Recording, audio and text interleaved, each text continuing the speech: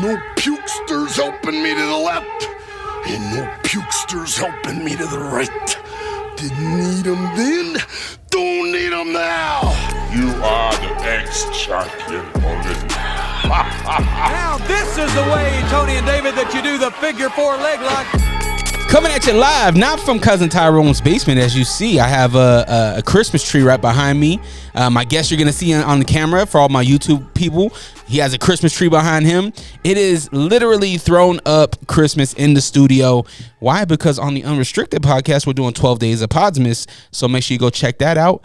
I am DreRawka, if you don't know. I am here, and not alongside me today is my good friend, my brother, Will Wonder. He is not in the studio with me today. He's actually on a family vacation, so hopefully he's enjoying himself. Hopefully he's watching some wrestling out there in Florida, because we have a lot to catch up on.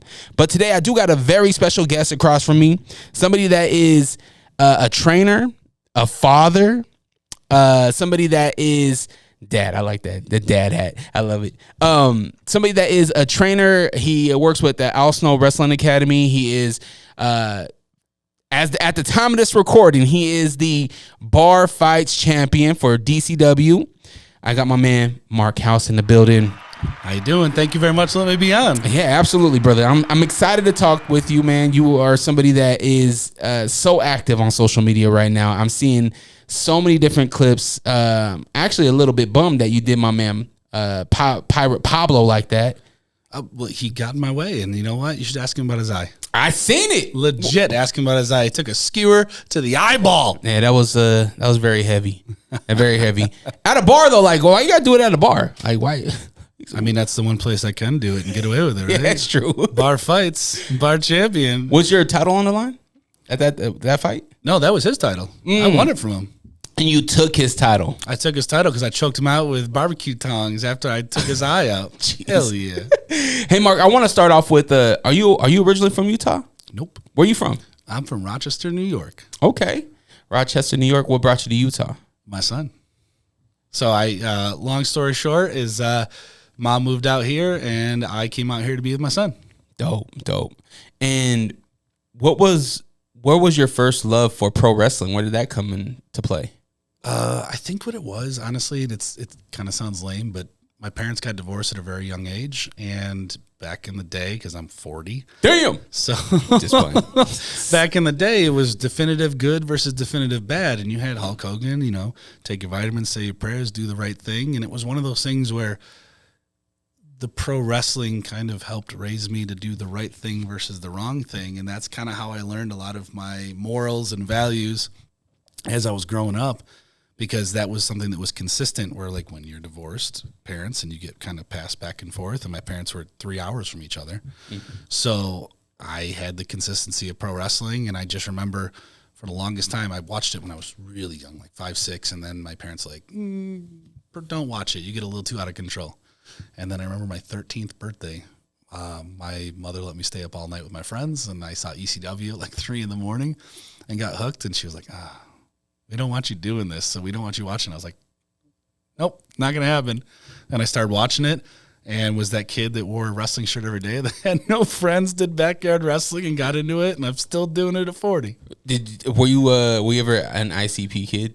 No. Okay, because I'm just saying, a lot of my friends that were pro wrestling fans back in the day, they ended up finding the Juggalos because they were like the outcasts, and us wrestling guys, we are literally the outcasts in our friend groups because we like pro wrestling. Oh yeah, no, I was not an ICP guy. I mean, I watched them here and there, and I liked the oddities for a hot minute, but that was as much ICP as I could handle.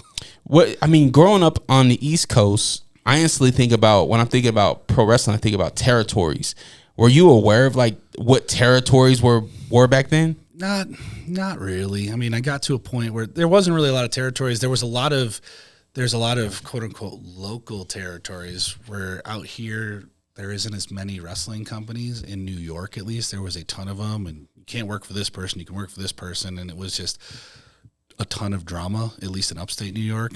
And I just tried to steer clear of it and just find the best companies I could and be like, I'm going to take myself and attach my cart to your horse and call it a day. So what was the introduction to you getting into like the indies and getting your first stripes in the squared circle? So mine was, I started 2003. So a long time ago. But in the area, there was two backyard companies. It was me and some of my friends, and we were the Front Yard Wrestling Federation, the FYWF. And then there was another group, and that had, this is going to make you laugh, but it had people like Brody Lee. It had Colin Delaney, Jimmy Olsen. Like, it had all these guys that were doing backyard wrestling, and they had got in. I don't know if you ever watched the Brody Lee documentary. I haven't. So there's a place called RCW, Rock City Wrestling, and that's where Brody started. And I remember I was going out to college. There was this guy there named Tiger Smith that was just carny. And he had a 10-foot boxing ring, and he's like, pay us $20 or we'll train you for a day and we'll let you get in and wrestle a show. And we're just 16-year-old kids ready to go to college. And we're like, cool, here's $20. Teach us how to wrestle. Terrible. We had our like reunion show. It was terrible. But one of the guys that wrestled there caught wind of like me and two others and said, come on down to this RCW. Let's have a tryout. And then I stuck with it and stayed there and wrestled there. And that's where like I said, that's where like Brody was main eventing and Colin was wrestling and all these guys that grew up to be something. Like Chris Harrington, he works at AEW now, but he works in the office. He was my tag team partner under a hood and like all these guys. And that's where I started. And then, you know, blossomed from there. And I ended up going over to a company called NEW for a little while. And that was the one that was run by Tiger Smith and his friend Johnny Swift, and that kind of fell out because I didn't want to. They were like the B team; they were like low tier. So I ended up sneaking from there over to what's called NWA Upstate at the time with Mike Rosario, Hellcat Mike Rosario. He was ref towards the end of ECW, but we had, I mean, a plethora of people. I mean, the people that I came up with was, and you might know some of these names, you might not, but for me, they're huge names. But like, Abyss was around all the time. Sterling James Keenan was around, who's now Corey Graves. You had John McChesney. You had Glenn Spector, Wonder Man Glenn Spector at the time. You had Cheech Cloudy from Up in Smoke, Dunn and Marcos from Ring Crew Express. Carnage Crew was there with H.C. Loke. Brody, Colin Delaney, Jimmy Olsen. I mean, you had the who's who of people there. From the time that you started watching ECW to the time that you got that shot in 2003, what's going on between there? Do you have this passion to be a pro wrestler this whole time? Oh, I wanted to be a pro wrestler. As soon as I had that, I was hooked. Wore the shirts, wanted to do it, tried to figure out every way. And we do the backyard wrestling, but we wouldn't do like the hardcore crazy stuff where people are just being idiots. We figured out how to use camera angles, like super kicks, stay behind them. Looks like you're kicking them. So we did a bunch of shows, and I just kept going to the local show. The RCW show kept going and going and going and networking and trying to just get my foot in the door, and then finally had the tryout. But it was just bide my time through school, play sports, figure out what I could do, try to keep myself in somewhat shape. What sports did you do? Did you ever do like traditional Greco-Roman wrestling? I did it for like a couple months, and when I was younger, before 13, and some kid ripped my shirt and hurt me, and I was like, Mom, I'm leaving. But no, I went to a really small school. It's funny because there's like 4 schools around me that have graduating classes of like 200-300, and then my school had like 60. Wow. So it was like, we never had football, never had any of these really nice sports. So I always played like the odd off sports, and we were always like the worst team, but I just loved to hustle. So I just liked to play. So I always came up playing on like terrible teams, but just had the fun of playing. So I played like lacrosse, baseball, basketball, soccer, cross country, track and field, like you name it, I played it. But it was never like the prominent sports. But wrestling was the one that burned the fire in you. Oh, wrestling was just one of those things. I went home and I'd watch it all the time, play the games, talk about it all the time, and it was like me and my close circle, and that's all we did. And then when we got to the backyard wrestling, then it was one of those things, well, the front yard wrestling, because we were cool. Yeah.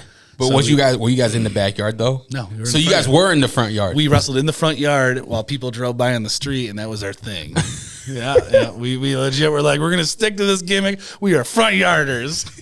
We thought we were cool. You know what, though? Like, that's really thinking outside the box, right? Like, You think, for me, growing up, we didn't want people to see us do what we were doing because we were jumping out of tree houses onto trampolines, right? And so there was a sense of like, we know we shouldn't be doing this. Parents told us not to do this stuff, but we want to do it, and so we're going to do it.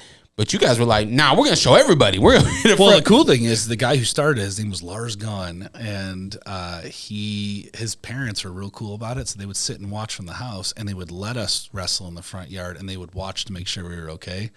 But they took care of us, and then afterwards they'd get us pizza and let us hang out, and then we'd watch back the tape on everything, and then figure out how we could make it better for the next time. It was awesome. So when you're in 2003 to you get out to Utah in 2000 what? 24. So you're just only a year here. Yep. I came across the country sight unseen for my son and just kind of took a leap of faith and moved out here, and I didn't know anybody. I just showed up. What's the feeling like going from? Did you live anywhere else, or did you go straight from New York? Well, I lived in New York my whole life, and then 2023 I went from New York, and I'm not going to get into the whole story, but I went from New York to Indianapolis to North Pole, Alaska to Norfolk, Virginia, and then across country in 2-day drive to Salt Lake City, and moved everything I had sight unseen into an apartment, and I've been here ever since. Sheesh. How are you liking Utah? I love it. It's upstate New York was nice. I was ready to get out of there anyways, and this gave me a reason to go. And I love the mountains. I love being outdoors. I love the people, and I love I like how the pro wrestling is kind of the Wild West out here, because it's very like you were saying, territorial in New York and in the East Coast, and it is very like it's a well-oiled machine. The indies are all built up. Everybody's where they need to be. There's a million people for a handful of spots, and then you come out here and it's like nothing's established. We're still trying to figure it out, and I love being able to be kind of on the ground floor of being able to build up this foundation. It's friggin' awesome. So how did you hear about Devotion Championship Wrestling? Manny, I've known Manny. Manny, when he first started and did the Ring of Honor camps, I did all of them with him. What year was this? 2013. So Manny and I knew each other, and I didn't realize it, Manny, until like a couple of days ago, that he's from here his whole entire life. I thought he was an East Coast guy because I always saw him on the East Coast.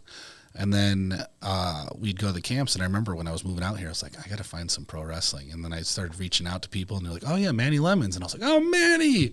So I got in touch with him, and I hadn't talked to him in like 10 years. And he's like, brother, come on down. And that was the end of it. Like, that was it. He would just picked up like we had never left each other. So you get back into it, 40 years old. You're a vet in the locker room. Are you accepted? Do you even care? I don't really care. I mean, I took a couple of years off. 2017, took a couple of years off, came back, and I've just had a slew of injuries. So I tore my right ACL in 2015, and then 2017 fractured, I guess, my back. Didn't realize it. I was like, oh, yeah, I'm hurting. I need to take a little bit of time off. Found out I had like a fractured L2. Just healed on its own. And then I came back in 2023, tore my tricep clean off because my left elbow broke off, and it sliced the tricep off. Oh, my gosh. So I rehabbed from that. And as I was rehabbing from that, I was in Indianapolis, and then moved here. And in January or December or November of last year, tore my ACL, my left one. So I just got back from that and got cleared from that in October. Jeez. But I've been literally rehab. But in between all that stuff, I was still going to class or still training classes. I was trying to be involved. I was doing promos. And so I never stopped. Like a lot of people, they'll just kind of shut down and just disappear and, oh, woe is me. You can ask all the students. I walked in 10 days, I think, after surgery with my leg brace on, and I taught class with one leg because I just wanted to be there. You love it. Mm-hmm. That's what it's about, man. It's about loving it and having fun and teaching the next people. That's the way I see it, at least. I love teaching. It's one of those things where, like, there's two types of pro wrestlers out there. There's the ones that want the money and the glory, and there's the ones that do it because they love it. And, like, I'm still doing it after 22 years because I love it. If I never make it big, that's fine with me. But the thing is that I like to teach because I like to pass along what I can to help the next generation. And sometimes I feel like I'm like the Buddy Lee Parker of pro wrestling. Like, the fans don't see me as this big superstar, but I know I have the skill, and you can ask all the boys, even here after a year, you can ask a lot of them, and I go out of my way to try to help them, and I've helped really guide a lot of people positively to their goals, and to me, that's like the ultimate currency. Hell yeah. I love that. Like, that I'm all about helping people get to the next thing, like their milestone. Oh, yeah. Right? Whether if it is going to a big promotion like AEW or WWE, whatever it is, like that there's some pride in that. I love watching them have that aha moment where they like they always say the quarterbacks after a couple of years the game slows down. I love doing that. You can talk to any of the guys locally that will go to DCW. One of them will be like, I think most of them will be like, there was a moment he talked to me and I went, oh, because I'm huge on character, I'm huge on promos, I'm huge on selling, and that's the things that people don't focus on in pro wrestling nowadays. Everything's a highlight reel. I don't get anything. I'm not a super fancy wrestler, but man, I make it look as real as possible.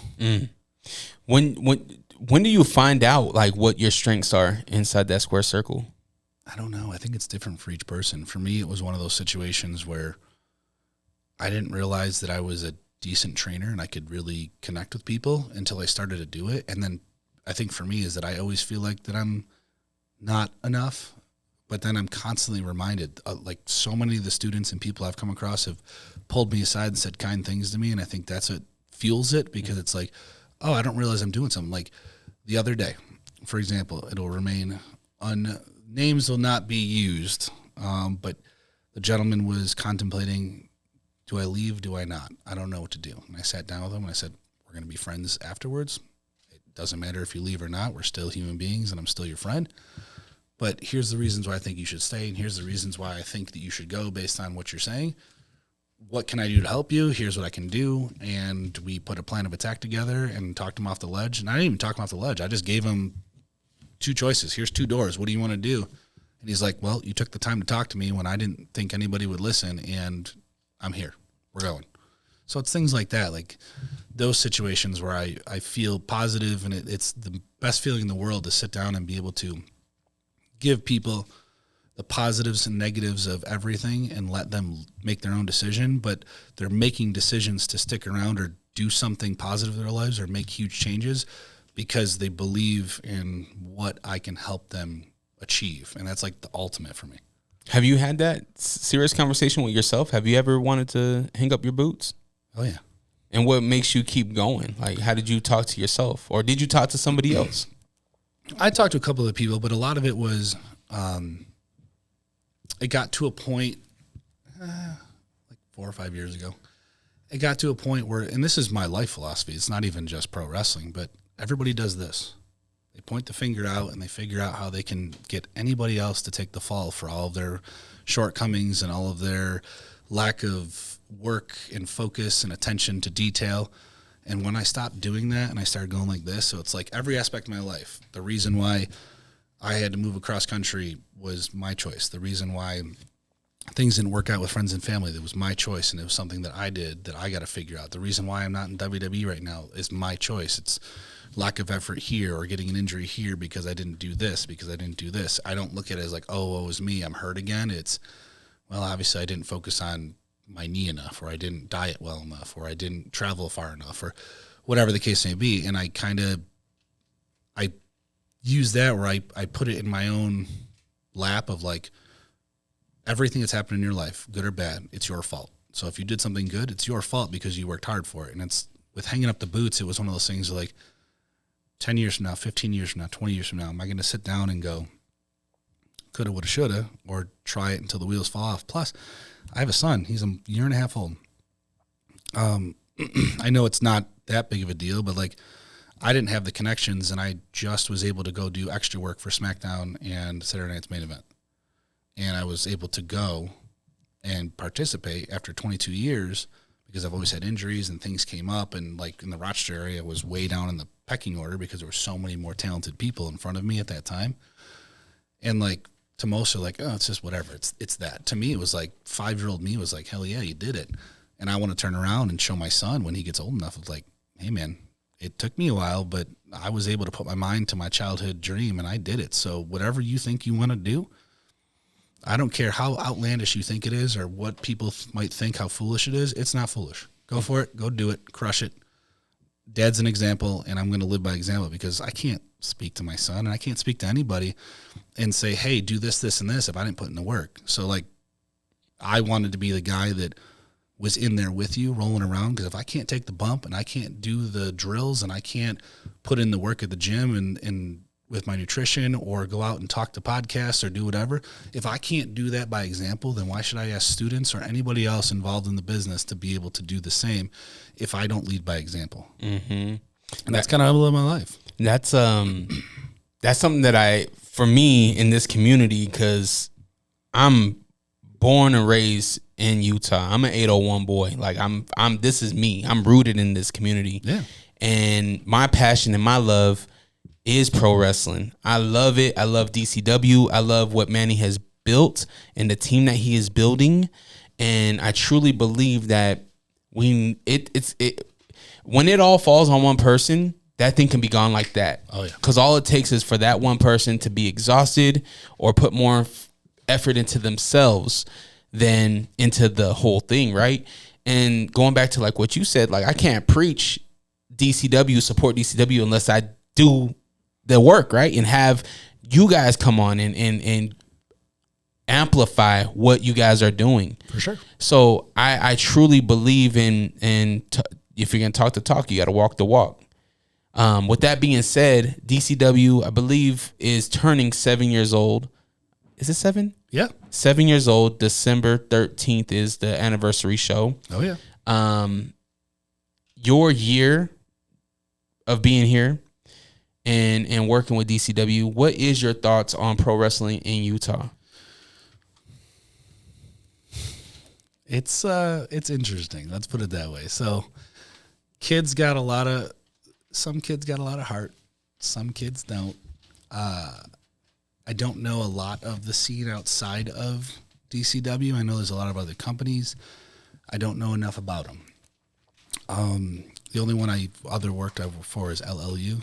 And that's been fun. It's been cool to kind of go there and do what I need to do. But I think it's interesting because the East Coast is so regimented. The training facilities are pretty robust. The training structure is very regimented and rigorous. And I think it's hard because it's almost like Utah is a little step behind in terms of not only talent level, but just like how everything's done. Because I come into practice and I'm like, all right, we're going to do this, this, and this. And, I started off with a lot of kids that were like, I don't want to do that. Or they wouldn't come back because they had to like do calisthenics and they had to work out and they actually had to like be in shape. And it's really tough because you can't push people in this area too hard or they're like, I'm done. But in the East Coast, you push people to the limits and they're like, I'll come back for more because they want it. Are you saying Utah's soft? They got some soft hands, man. Mm-hmm. They got some soft hands. Mm.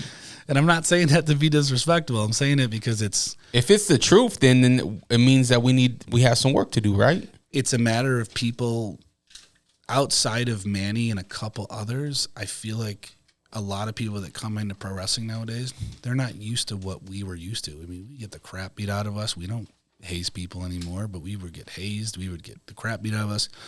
We would have to just waste practices, not waste, but we would spend practices. We'd pay money and pay for practice and take apart rings and not have any practice. It'd be like, all right, we're going to go run for 2 hours.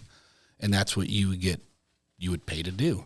And you didn't do the things they told. You didn't go out and promote. You didn't do ring crew. You didn't do all this stuff. You didn't work. And like now it's like, and I don't know if it's like that in the East Coast. I mean, when I left, it was still pretty regimented, but I think it's a lot of the newer generation is very, I deserve things because I show up. Whereas when I first started, it wasn't you deserve things. It is you will eat all the shit in the world and you will like it. And if there is an opportunity for you, you take it.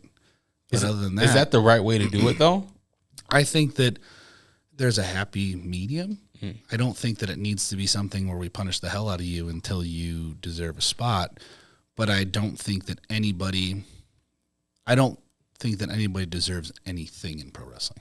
Mm-hmm. I think that there is a little bit of a middle ground where if you work hard, you'll get the spots. But again, it's like anything else. If you're acting or if you're working on TV or you're working at a shoot job, like you have to put in the effort and you have to show that you're valuable. So you could be the hardest working dude in the world, but if you don't have anything that you're bringing to the table because you're just not either a great wrestler or you can't talk or you're just not coordinated, sorry, you shouldn't have to get an award just because you show up. Like, it is a business based around people wanting and finding value in you, and that's the fans to find some sort of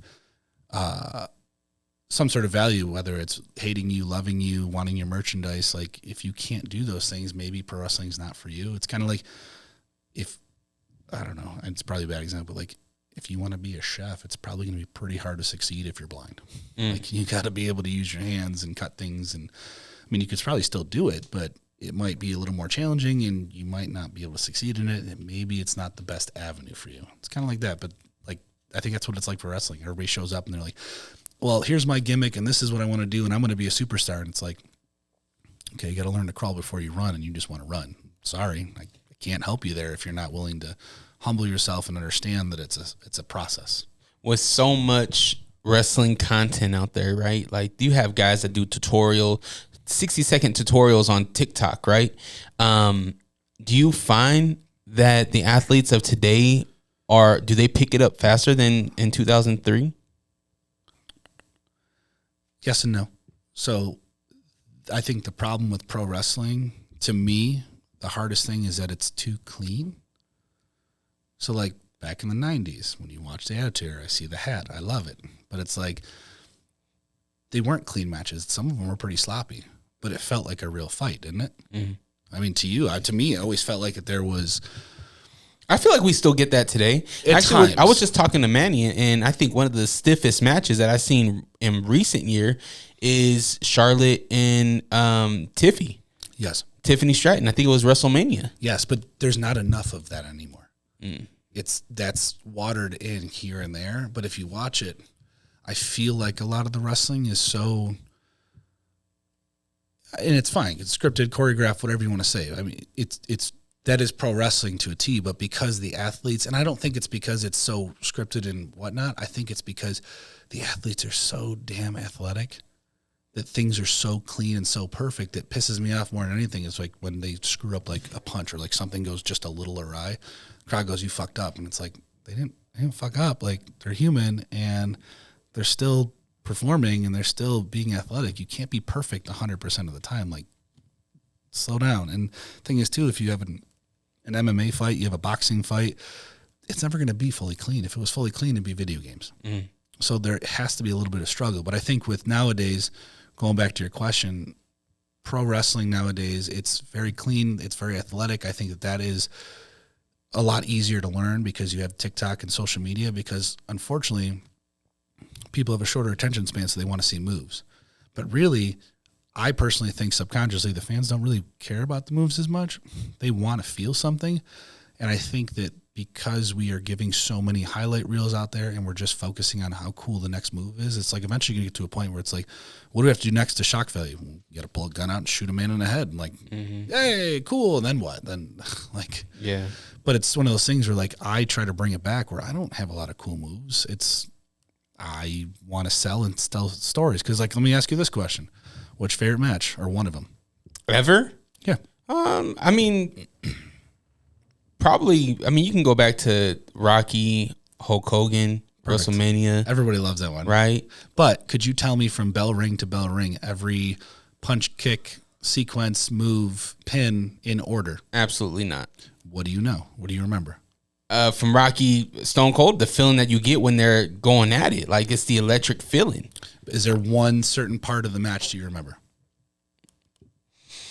Well, I mean, rock bottom, of course, right? Perfect. That's all I need. So from there, think about it this way. At the end of the day, do moves really matter that much? Or is it the handful of moves like Cena and Bret Hart did? They did the 5 moves of doom. You're going to remember those things, like Hogan Andre. You're going to remember the body slam. Hogan and Rock, they're standing there and then, it flips and all of a sudden Hogan turns babyface. You don't remember all the moves. And that's the problem with pro wrestling nowadays, is everybody thinks that I have to throw out cool moves. I don't have cool moves. But I get reactions because I try to get people to feel something. People don't care. Like, people might disagree with this, but I feel like people don't watch wrestling for the wrestling. They watch wrestling to feel something. And pro wrestlers are really good at getting reactions. The best wrestlers are really good at getting reactions because they know how to work with people's emotions, where the bad pro wrestlers can do tons of moves, and they're really athletic, and they can do all the flips and kill themselves and die and have all these innovative moves, but they have no way of being able to connect. And all connecting is being able to figure out how to find an emotional connection with two people. If I can have a conversation with you and help you feel something, then I could be a good pro wrestler per se. But if I come in here and I talk to you today and you're bored out of your goddamn mind and people don't want to watch this podcast, then I might not be an entertaining pro wrestler because, yeah, I can say words, but I can't get you to feel something. I'm looking over at Zach Partridge, and he just said, wow. Got the tap. Drake Anderton headed home with some hardware. She was smiling while she was smashing her. Did I see Hannah Silva motion that she wanted a belt? Micaiah August, debut successful. What a win for the prize fighter. Amazing. How about that, huh? Let's go!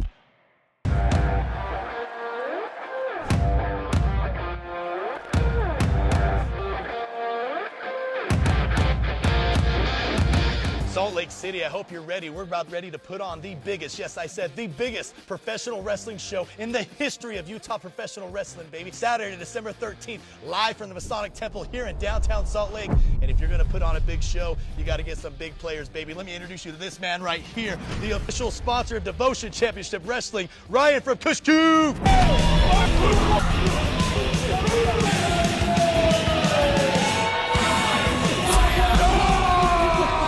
How we doing, guys? You know Kush Cube. We're born and raised right here in Utah. Anything big that's ever happened in our city, we jump on board. This will be the biggest, the best wrestling ever to come to Salt Lake City, Utah. Front row is already sold out. Second row is going fast. Jump on, grab your tickets now before you miss out. Let's fucking go! Go, baby. You know, we talk about big players. We got my good brothers, the best friends, the machine gun Carl Anderson, the big LG Doc Gallows, the innovator of violence, the hardcore legend, the maniac himself, Tommy Dreamer in the main event. You don't want to miss this. Get your tickets now, baby. Bite the sour. Get the power. Ah! You never know. I might even jump in the fucking ring and take someone out. That's my philosophy on it. I feel very similar. I think in today's day and age, I feel like the kids can pick up things quicker because technology is better. Correct. Right? Like in 2003, I don't even think Utah, to my knowledge, I couldn't tell you where a wrestling ring was. Right? Now we have a hub where there is a pro wrestling ring, you know? Same thing with boxing and MMA. Like we didn't have a lot of them here. And now there's, 8, 9 different gyms that you can go to. And they're all starting to work together. Yeah. And exactly. And there are bridging gaps between them. We talked about you talked about Utah being soft. What is? Yeah, you don't want to take that because they don't want it. Yeah. If I take criticism, positive criticism, and I'm not the one in the ring, right? So you can call me soft all day because I'm not the one performing. But to the guys and girls out there that are putting the effort in, I hope that they do take it as I need to put in more effort, whatever that is. And they are, because it's one of those things where even when I first started, because it was a conversation with a couple of people where it was like, yeah, people, we can't push too hard. There's that middle ground. We got to be, a little sympathetic or empathetic to certain people to make sure that they don't, walk. But over this past year, people have, at least at DCW, because I haven't really gone anywhere else. I don't know. I know DCW and LLU is luchadors and DCW guys. But people have gotten a lot more motivated, and the consistency of this is what your expectation is. And now that it's growing so quick, people are afraid to be left behind. So people are starting to be like, all right, this is the requirement now. So it's not as soft as it was when I first came here a year ago, but I also think that Manny has moved mountains, and you're starting to get certain people that have not been around before that are stepping up. And so they're leading by example, so that the core group of everybody, at least DCW, has stepped up immensely. And it's gone from, pro wrestling, there's not much out there and we're kind of it, so we'll give the effort that we have, to, oh, Jesus, I'm going to lose my spot. I need to step up and work my ass off. So they're not as soft anymore. They're finally getting those calluses. In addition to getting the calluses, they're putting in more effort that you see. What is Utah Pro Wrestling doing really well at right now? To be honest with you, And that's the hard part because you keep saying Utah, and I'm not saying anything bad about it. You keep saying Utah Pro Wrestling. I don't know anything outside of DCW. From what you know. I know there's some places, but I don't know enough. But from what I know, what I'm seeing is that people I think they're finally starting to listen because Manny has been yelling and preaching the same stuff that I did for 7 years now. And I think people kind of rolled their eyes and they're like, it's Manny. And he's been here and he's just saying this stuff because he wants to motivate us because whatever reason. And then I came in and I was like, he's not wrong. he's absolutely right. And they're like, and you've done this longer than Manny? I was like, yeah, I've done it longer than Manny, but Manny's gone farther than me. So obviously he knows what he's doing. And then people come in from out of town, like the Brutal Bobs and the Kevin Kellys and the Dreamers. And they're all like, Manny and Mark are expressing all the same stuff and they're right on it. And so I think people are starting to see out of multiple areas that like, oh, maybe Manny does know what he's doing and maybe we should start to listen. And now they're taking it seriously. We're like, as you can see, there's a huge boom for promos and getting out there and working with the community and talking to sponsors and setting up new things. And I feel like on a weekly basis now, it's getting to the point where like somebody wants to work with DCW and then it's like, all right, we got 20 people here. You guys need to go here and you need to go here. And what I like is that, I'm project manager by trade and I'm trying to help Manny organize systems and processes because there's only one of him. But if the whole DCW company turned into all Manny Lemon, pro wrestling would take over Utah. Mm-hmm. But right now there's him and then it's who's next man up. And I came in and I was like, Manny, I'll be that guy. And I tried to step up and he's trusted me in the area. I feel like has gotten better because he has more help. And then you got Andrew Sowell and you got Mike Burke and you have, and now he's working a lot with Raina's helping a lot. I know she's doing the ring announcing, but she's been helping a lot, getting out there and getting her face seen. And like these people are stepping up, and then thus in turn, it turns around. You have someone like Dalton Hood. When I first came in, Dalton was the guy sitting behind everybody that wouldn't talk at all. He was too afraid. Now he's front and center, and he's going to everything he can get his hands on. You got Big Country coming in, and he's newer, but he's getting out there and hustling. And guys are now stepping up, where that's almost like a competition, a friendly competition between them all of like, who can show up with the most stuff and who's going to be there and who's going to put themselves over and do all this. And competition breeds competition. Now they're finally like, all right. And then because the new guys are stepping up, the old guard's like, whoa, wait. You can't forget about me. I've been here. And so now they can't just ride on their laurels of being, well, I've been here. Now it's like everybody's replaceable because we're having a good crop of people and we need to figure out how we're doing this and let's step up and start working hard. So it's really good because everybody's pushing everybody. But what's different about here than what I was used to in the East Coast is that people are actually, well, not all East Coast, but some places, because there was a lot of places that was very positive. There was some that was very toxic. But out here, I don't see the backstabbing and the politics and whatnot at DCW. It's you're encouraging this person who's encouraging this person. And if you have the backstabbing, see ya. I'm not going to deal with it. I think that makes a good locker room, right? It sounds like it would breed better culture in the locker room. You have to have a good culture. I mean, I help run a company in Indianapolis called FEW. It's a little indie, but they're working on it. And I remember I came in and the guy was like, here's my budget, here's my guys. And he had some really quality dudes. But they were toxic. And I walked in first day and they looked at me and they're like, all right, what do we do next show? And I said, you're fired, see you later. And I cut out like 60% of his locker room that were his best 60%. Because the egos were there and they were trying to brother and pressure the promoter into paying him more and doing this. And I said, see you later, get out of here. And I brought in all these local guys and guys that were hungry. And like, he's got he's still drawing the same. He's not drawing any less, but he's got a much smaller budget, but he's got quality guys that are willing to put in the work. And it's like, I'm one of those people. It's like, hey, you get paid X amount. And then if you put in the work and you're local and you've been working hard, I'd rather give you increases in pay for staying loyal and working for the company than to try to go find somebody for quadruple the pay and bring them in for one show because they're a name. I'd rather build it organically and let guys work hard and know like the harder you work, the more money you're going to make. You mentioned having a great weekend, big weekend, SmackDown and Saturday Night's Main Event. You worked both of them, right? I was there for both of them. Okay. I was on TV for one. Yeah, I seen one spot. But I've seen a lot of our guys sprinkled through. How was your experience? It was awesome. It was good because there's guys in the locker room that I've worked before or guys that I've been friends with and watched their face to go, oh, Mark, you're here? Because they all didn't realize I moved to Utah. So I'm, the New York guy. And they're like, what are you doing here? And I was like, I live here now. And so it was cool to see them. It was a very positive, relaxed experience. Being able to have the opportunity to go out there and just have that moment of like, if I never do this again, it's cool because I got to just sit and look at everybody and go, all right, that's pretty cool. I got to do it at least once.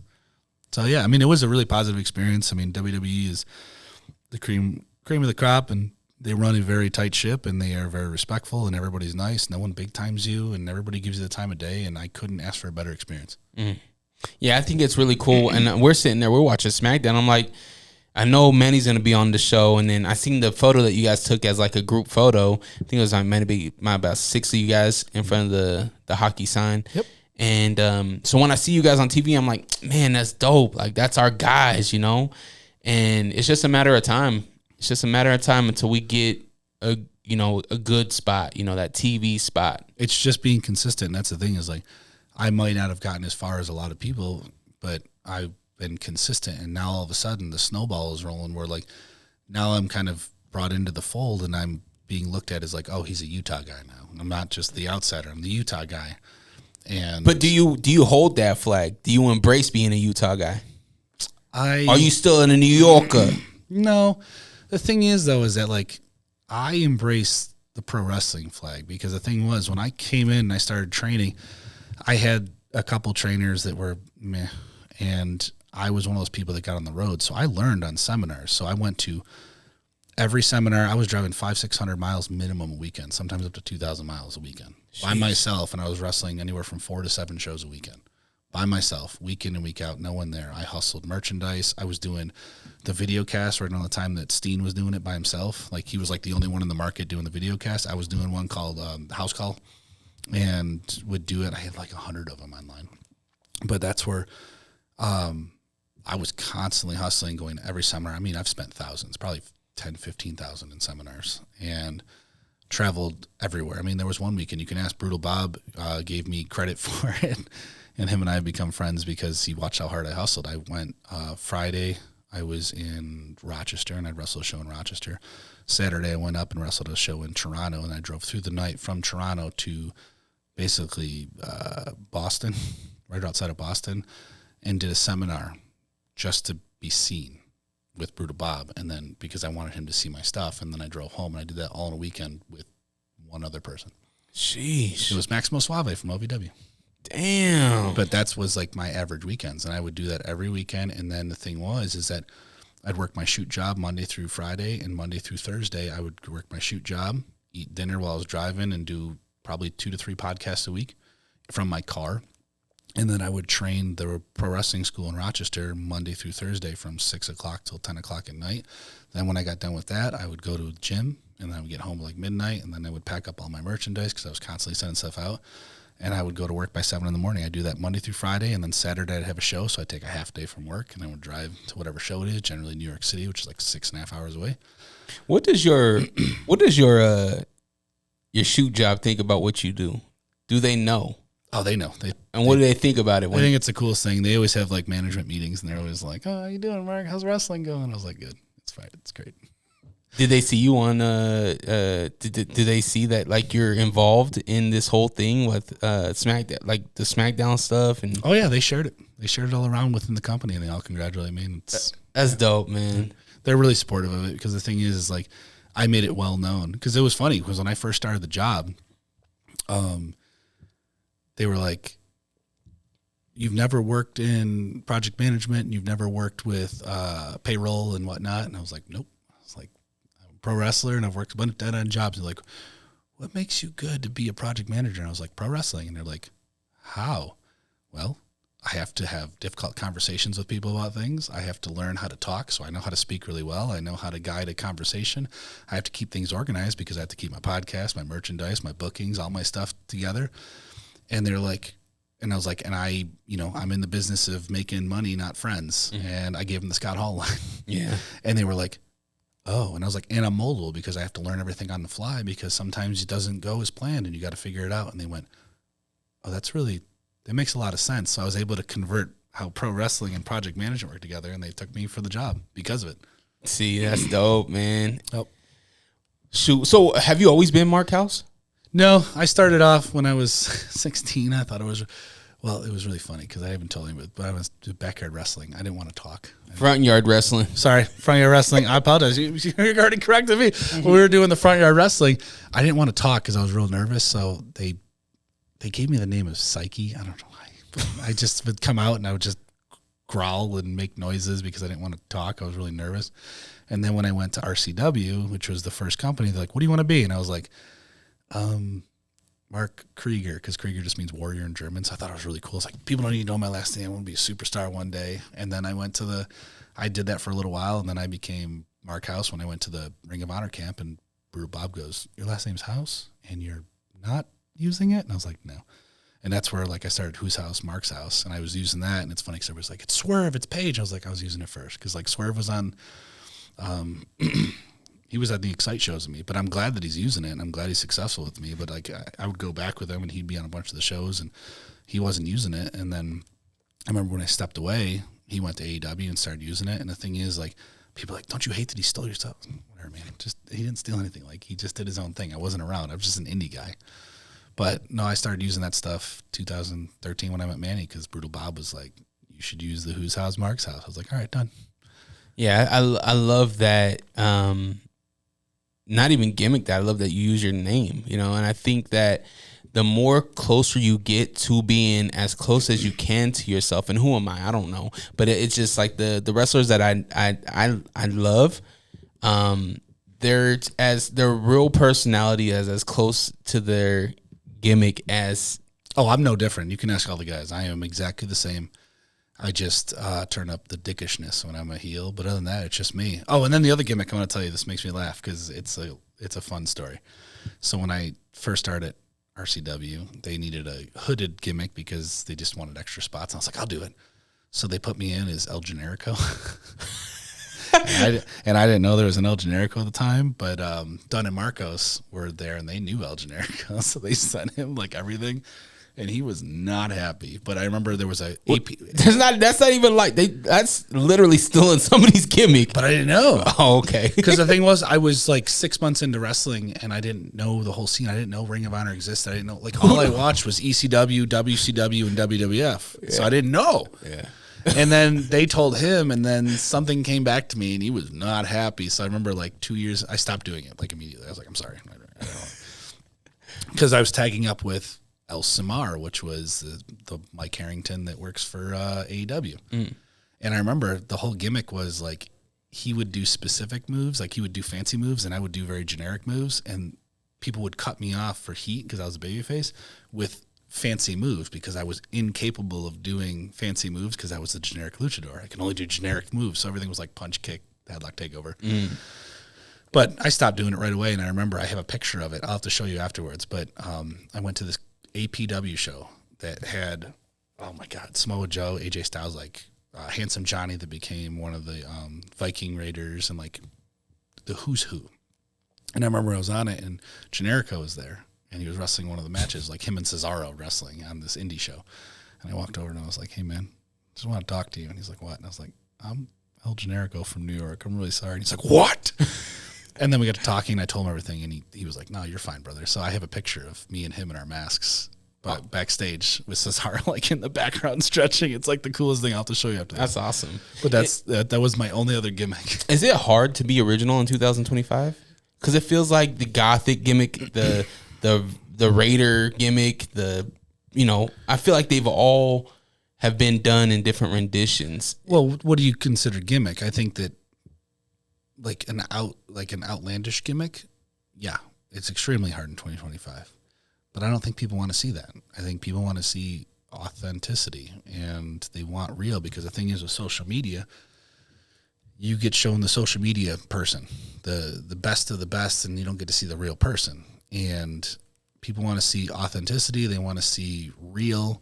And I think what ends up happening is in pro wrestling, people are afraid to be themselves. And I always tell people this all the time. They come into the door and they're like, "Well, I want to do this gimmick. I want to be a pirate." And you're like, "How long have you been a pirate for?" Never. And I was like, oh, how long have you been you? I don't know, 25 years. Don't you think you're the best version of you and nobody else can be you? Like, you've been perfecting your gimmick for 25 years. Why don't you just be you? It makes sense. Because like me, I've been me for 40 years. No one can do my gimmick better than me because I'm me. Mm-hmm. And it's like, just be me, turned up, and be legit. Like, you could be you, and you don't need to be a gimmick. And the thing is that the reason why people will talk to me and they'll watch my matches and they'll, communicate with me is because I'm me. And they are interested in me. And if you can humanize pro wrestling to be like, I'm just a dude. Like, people all the time are like, oh, man, you're really, really good. And how do I get to your level? And I'm like, years. Like, it's just putting in reps. The only difference between you and me right now, the only reason you're not a superstar and a heavyweight champion or whatnot compared to me and all my accolades is because I've just had thousands of more reps than you. We're the same person. I just did more reps of this. Like, you're way better at this than I would ever be. But it's because you have more reps. You could have chose my path, and I could have chose yours, and we probably could have been just as good. Mm-hmm. I say that to myself all the time when I'm like, damn, I'm the same age as LeBron James. LeBron James. Maybe I should have picked a different path. Yeah, but he did just way more reps of that. Yeah. He would probably fall on his face if he was a pro wrestler or if he was doing what you're doing. He'd fall on his face because he doesn't know. So that's like with gimmicks, I think that it's super easy to have a successful gimmick in 2025 because everybody's unique. So it's always going to be easy to be yourself. Mm-hmm. But to create an outlandish gimmick or something that's like niche or whatnot, I feel like it's next to impossible to find something to reinvent the wheel. Yeah. You look at guys that do have outlandish gimmicks like El Grande Americano, right? Yep. But it's so over right now. Yep. And people love it. Mm-hmm. But then you got guys, like a Killer Cross on the indies, Mm-hmm. and that's authentically him and speaks the truth. And was it Tommy Invincible? Oh, yeah. And these guys, like, what is your thoughts on the indie scene right now? I think it's trying to reinvent itself and trying to figure itself out. I think that there's the older generation that's holding on maybe a little too long, that's trying to be super gimmicky and not getting through with the times. And then you have the younger generation that I think is the training is becoming watered down, and the reputable people to be able to pass that knowledge on is starting to die off very quickly. And you have somebody that's like, well, I trained with this person of name value, but then you realize they were there for like 2 weeks and then they open a school. Like, I know I do the basics well. I know that they need to get out on the road and do stuff. I don't claim to be the best trainer in the world. I claim to be a guy that has knowledge that's going to pass along as much as I can. I know that there's much more reputable people. I know that there's people that have been there longer, that have done things longer, but I know that, like, doing all the seminars and working with the guys that are much more tenured than me or have gone further than me have given me the stamp of approval because I constantly check in with them and say, hey, here's my thought process on this, because I'm constantly trying to evolve. I think that pro wrestling now is getting to a point where there's too many people in pro wrestling. Is that even possible? Well, think about it. There's only so many spots. No, where?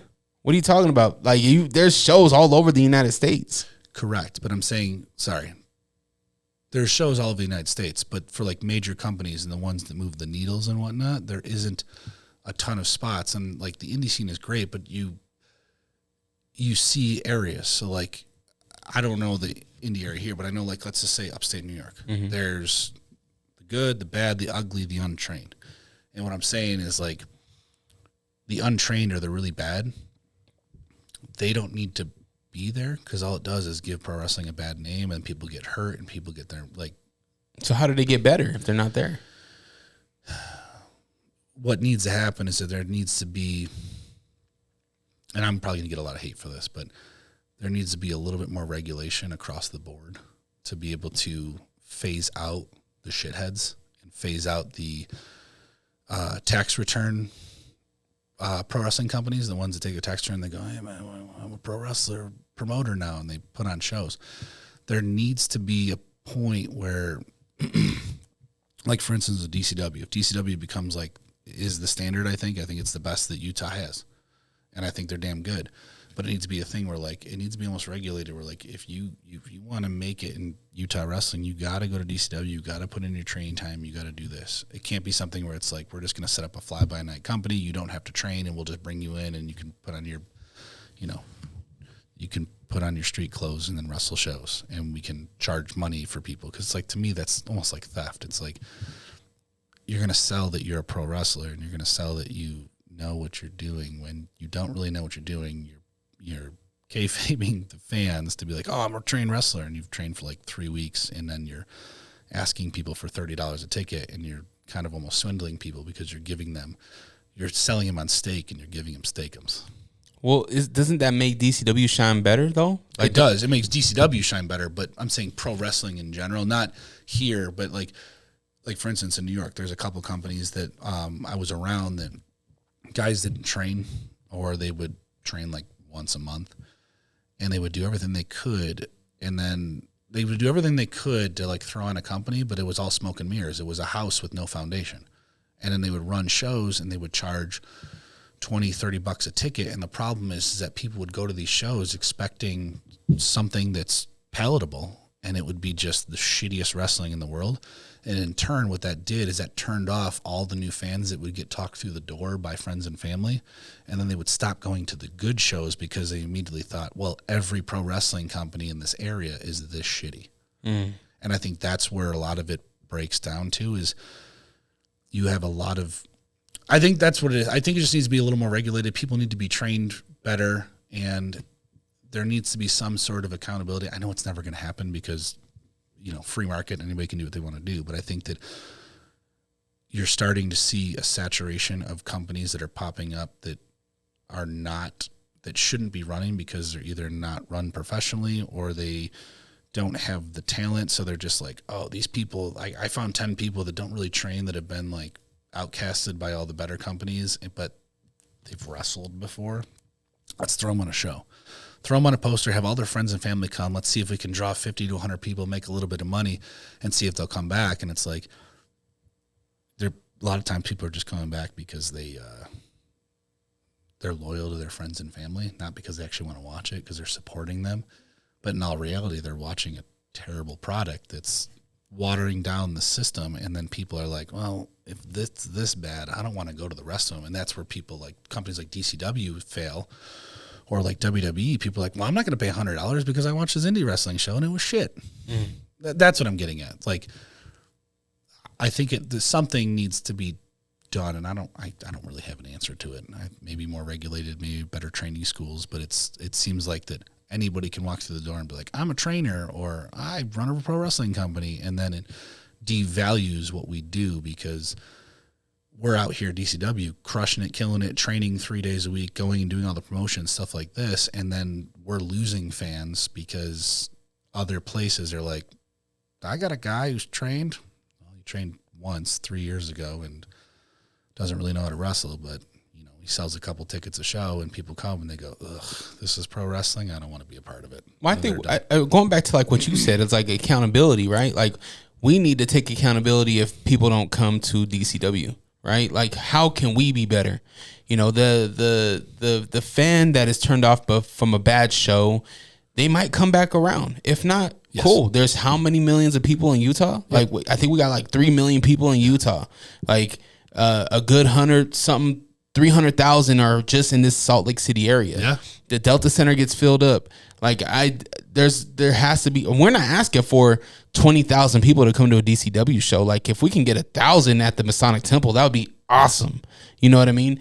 And I honestly think with the saturation, that goes for every and anything. Right? Oh, anything. It's not just pro wrestling. It's everything. Yeah. Like I've been on the mic. I've been broadcasting since 2013. Mm-hmm. And good for you. And that's a hell of a run. It's a long one. It's a rough one. That's good though. That's a hell of a run. Consistent, man. There's people that pop up every week with a new show here locally. It's not even, nationally there's so many, but I embrace it. I'm like, yo, how can I help you succeed? Because I need you to succeed.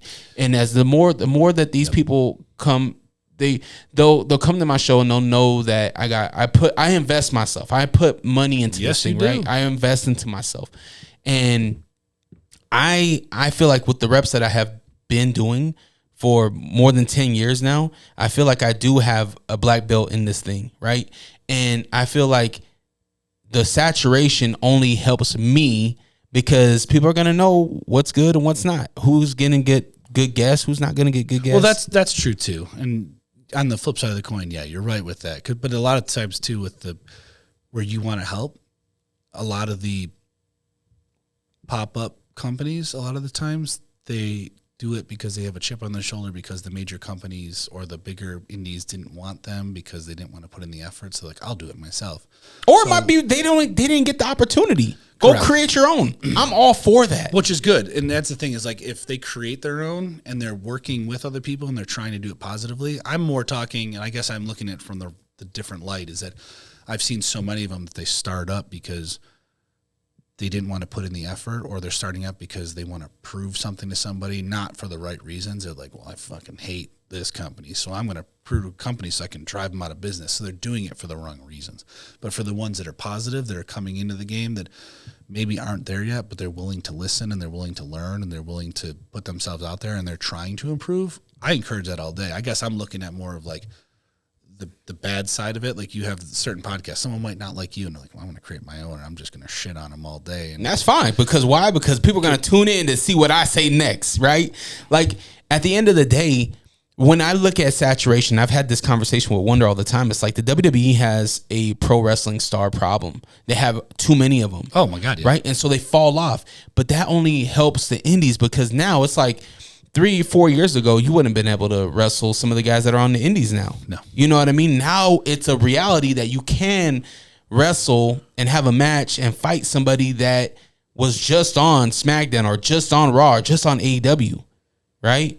And without saturation, that doesn't happen because they're holding on to these superstars. That is true.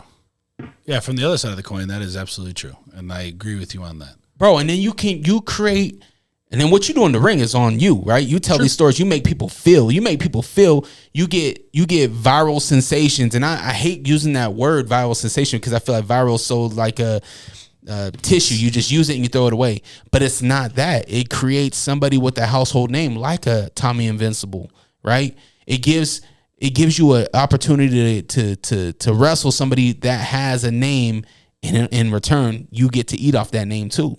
Correct. And then eventually, if you become the name, then hopefully you turn around and give it back. Exactly. It just feeds the machine. That's why right now in this day and age with pro wrestling, it's the biggest, in my opinion, the biggest it's ever been. And from all aspects of it, from the very top to the indies. Oh, there's more than you could ever consume. And you're right. Because the thing is that like even the 90s when we were growing up, it was a couple options and that was kind of it. And yeah, you'd have the indie scene, but it wasn't like it is now. Now there's just so much of it that there's more than you can ever consume. So now you got to figure out on the buffet what food you want on the buffet. And you can eat all week. Yep. You can eat all week 24/7 and you'll never even get close to eating out that buffet. Bro, and it's to the point too where I'm like, I don't have to wait for a Friday night SmackDown. I don't have to wait for a Monday Night Raw or a Dynamite or Rampage. Like I can go on and watch Cross and Cardano get down. Yep. And go and watch, old Jacob Fatu when him and Zilla got down. Like in anticipation for when Zilla does get called up. Oh yeah. Like there's so many different things that you can do. And even with DCW, it's like there's so much that you can do within even what we got going on here. You know what I mean? We haven't even reached 50% of the potential of what we have going on here. Yeah.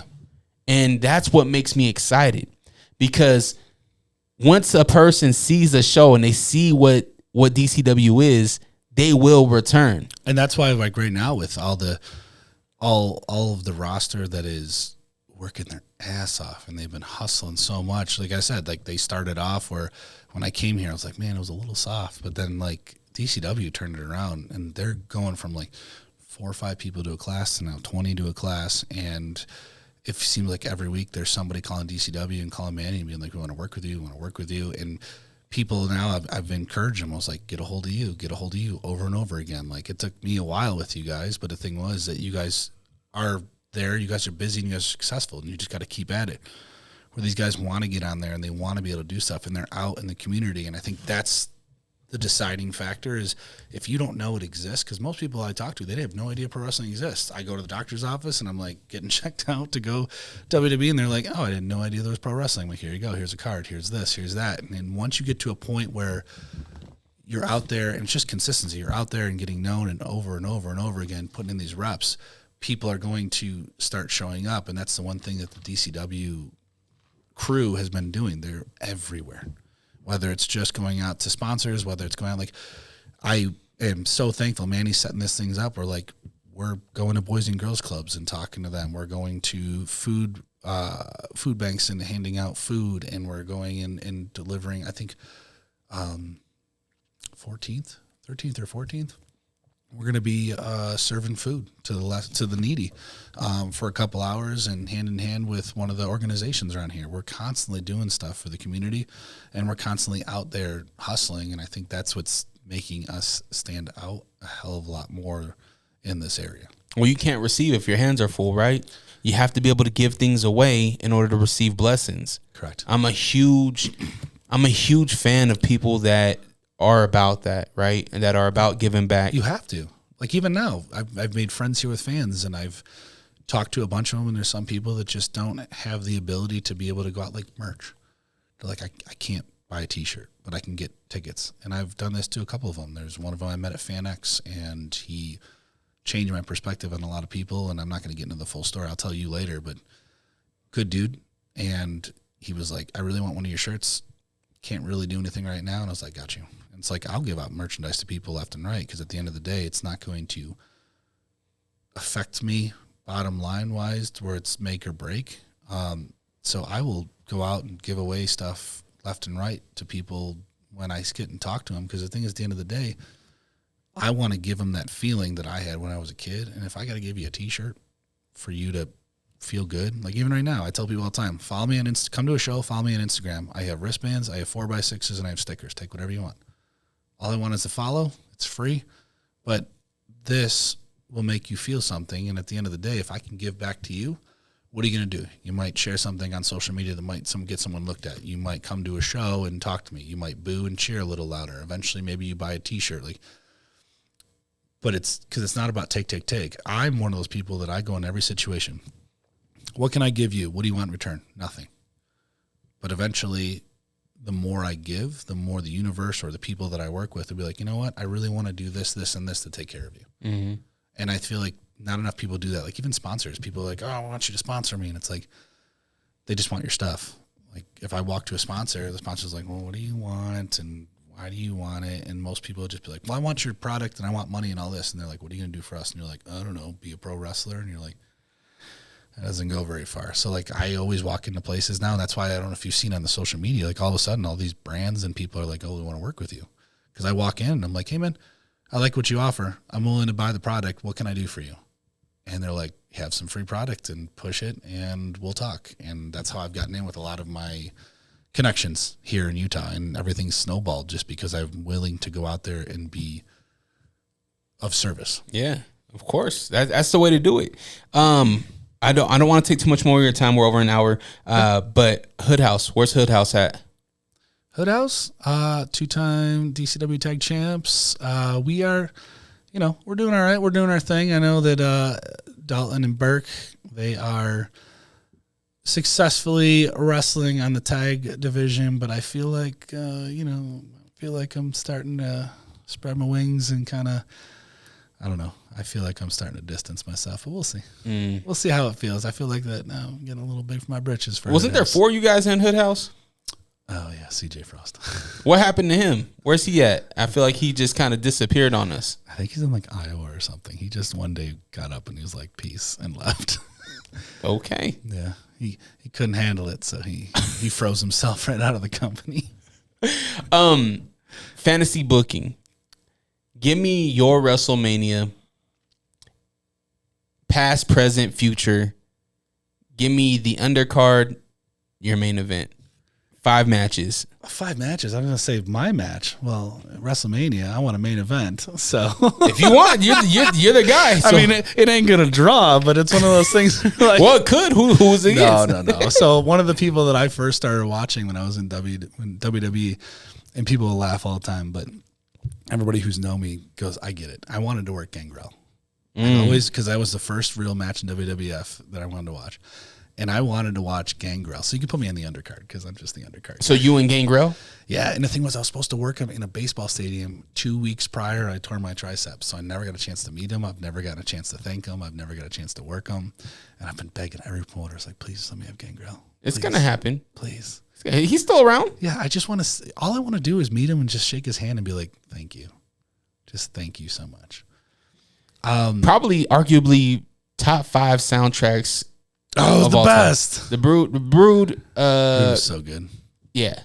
All variations of the Brood, too. Like, I loved it when he was working with the Hardys, Edge and Christian. Fire. Yeah. It was so good. So you and Gangrel? Me and Gangrel. We'll put that in the undercard because, Okay. I mean, I never actually sat down and thought about this because for me, like, I'm going to throw out random matches, but I guarantee you, like, a week from now, I'll, like, sit down and stay up at night. Yeah. Because, like, one of my other big influences, I loved Rick Rude. Rick Rude was so good because I like the guys who were talkers. And, like, I would have loved to see, like, I know it sounds weird, but, like, Rick Rude, MJF. That'd be a sweet match. I don't know where you want to put it. I don't have really spots for anything. You're good. You just throw it in there. But I would say, like, just give me 5 matches. I'd be like MJF, Rick Rude. I feel like that would be a sweet combination. I'd love to see, like, Daniel Bryan, Flair, but Flair back in the day. Or Daniel Bryan, Steamboat. I could do those. Or Daniel Bryan, Steamboat. Let's do. What about Triple Threat? Like, no, I want to do tag match. I want to do Flair and Arn versus Daniel Bryan and Steamboat. Let's do that. I would say, because I want to mix old and new. Yeah. I would love to do, like. So you got 2 more matches left. 2 more matches. Let me think real quick here. I would love to see, I mean, I would say I would love to see, like, Sting Undertaker. It never happened, and I always wanted to see it at least once. And then let's go with, let's think about this. Last match of the night. All right, we're almost there. You haven't named anybody current, by the way. MJF. Oh, okay, yeah, I'll give you that. Daniel Bryan, I guess. The thing is, though, is that I watched the product new, but I've always been in love with a little bit of the older stuff. Yeah. And I feel like there's a lot more, I have a lot more knowledge of that history. And there's just so much going on nowadays that I should follow it more. And I do follow it as much as I can. Yeah.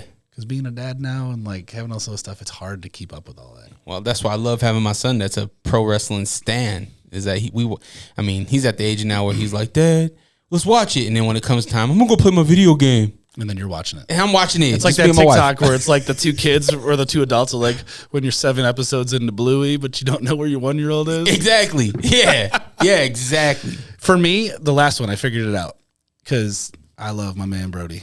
I miss him. But I would say Brody Lee versus Bruiser Brody. I want to see that. I want to see how that would play out. And it's got to be Wyatt Brody Lee, not Mr. Brody Lee.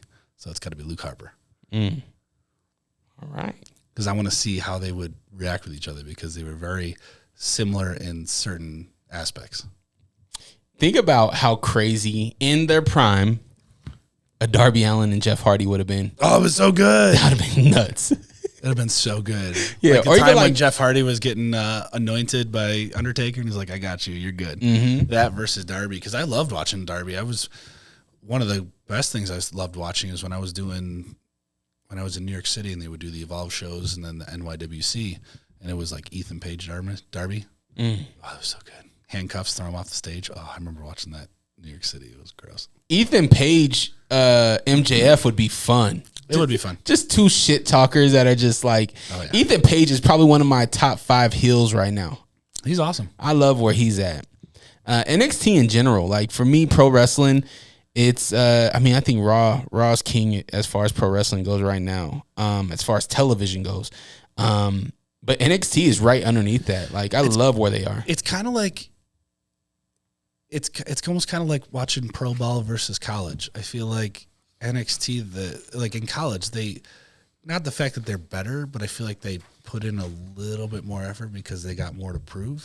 Whereas like in the NFL, you're like, all right, I made it. They're the best of the best, but I made it. And there's that little extra chip on the shoulder for college ball. And I feel like NXT's kind of like that. They got the little bit extra chip, so they're going out there and going balls to the wall just a little bit more. And then you got WWE, which is the main group, and they've made it. And granted, they're phenomenal, but I feel like there's that little bit of edge and that little bit of chip on NXT. And that's why I really enjoyed watching that product. Oh, I can't wait for Javon to get called up and have the world get to know Javon Evans and sure. Obafemi. Like, yeah, man, I'm super excited to wear. The future is bright. Yes, it is. And the future's bright for DCW. We got a show, Painsgiving. It's happening Saturday night. The doors open at 6:30, bells at 7:30. Yes, sir.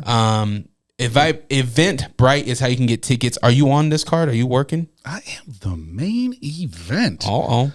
It is Marc Hauss, the outsider, coming in to take over as the number one contender against Tommy Dreamer, but I got to wrestle Andrew Sowell, the big medicined out Glade, and Manny freaking Lemons, the Hulk Hogan of this area. Well, you got your hands full because all those guys are big and scary. No, they ain't scary. They ain't scary at all. Yeah, wait until Sowell's on you. Nah. Yeah. I think too. There's a pirate out there that has your name too. Like, yeah. No, he can try to come at me, but he's got one eye, which means he's got no depth perception. He's gonna miss me. He's gonna try to grab me and go 10 feet left because he got one eye, man. Do you have a name that you want in DCW? Yeah. I want Is them it all. Dreamer?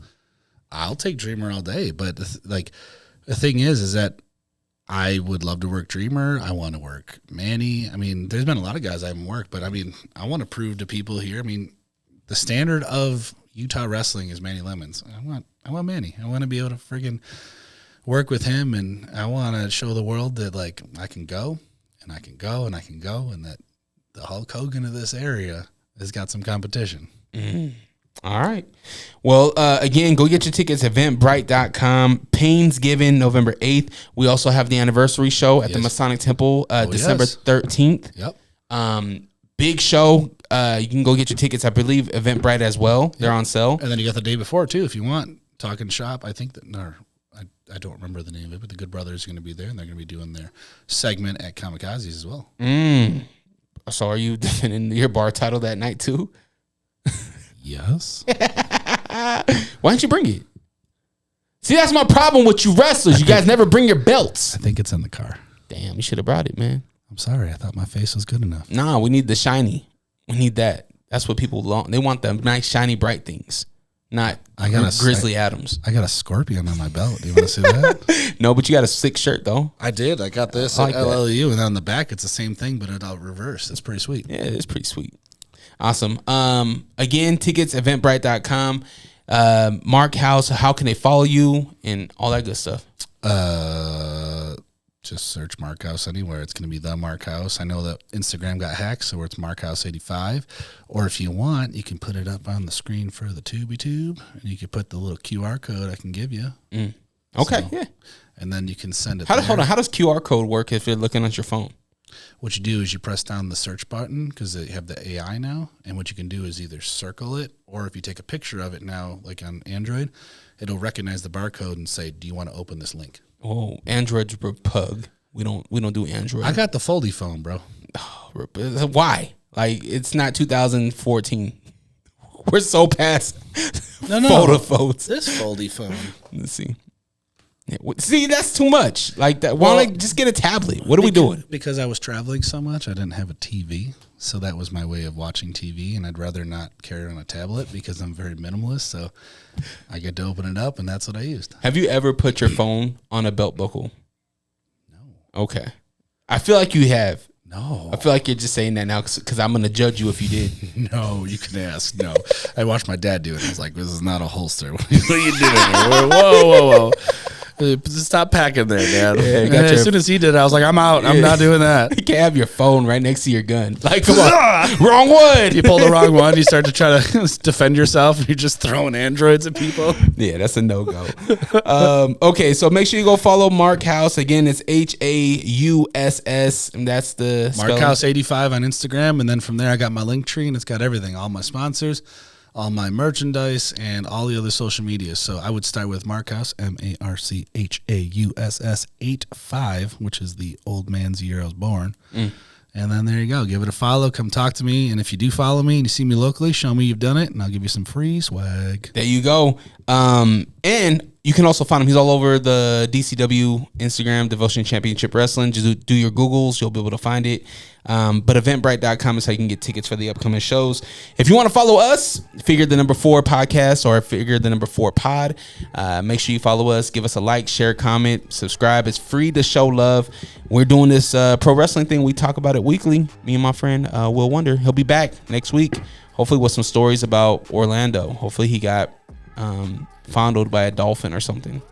That'd be awesome. Yeah, that's what I'm gonna tell him, man. You got fondled by a dolphin, huh? You touched a little dolphin hole. He got flipped. What do you think the dolphin hole feels like? Do you feel like it's moist? That's got to be moist. I feel like it's wet, but not very lubricant, so it doesn't move very quickly. It's just like, but nice and moist. Cause how doesn't the water go inside? Right? They're doing flips and turns because it closes up, and does then it when it close? needs to, it blows out. Oh, So it's an exit only. maybe it's similar to the nostril then. Probably.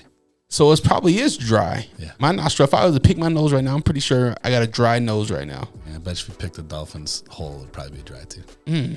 All right. More to come on our National Geographic side channel. Yeah. Go follow, like, share, comment, subscribe, all that good stuff. We'll catch you guys on the next one. Peace.